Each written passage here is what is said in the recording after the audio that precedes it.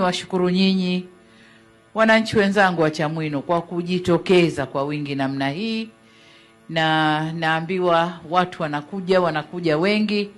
Niwaombe sana tujitokeze sana, tuje tuandikishe ili tupate haki ya kupiga kura, kutimiza wajibu wetu wa kikatiba. Huu ni mzunguko wa pili, waambieni kule ambao hawajaja. Mzunguko wa kwanza umepita, tuko kwenye mzunguko wa pili. Tukikosa mzunguko wa pili mwezi huu na ujao, uko mbele hatuna tena nafasi ya kurudia. Kwa hiyo ili usipoteze haki yako, niombe wananchi wote wawahi kwenye mzunguko huu wa pili.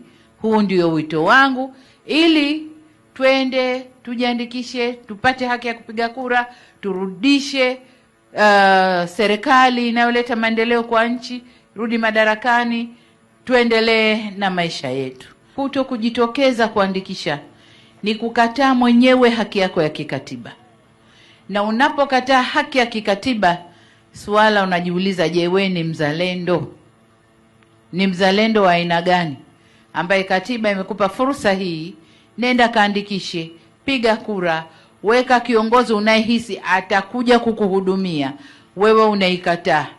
Ukikataa, wenzio watakwenda kuweka wanayemtaka, na unakosa fursa ya kushawishi wengine kuweka yule mnayemtaka. Kwa hiyo unakuwa wewe wa kubabaisha tu na wa kulalamika. Lakini swala kubwa hapa ni uzalendo. Jiulize mwenyewe rohoni kwako, uzalendo wangu uko wapi?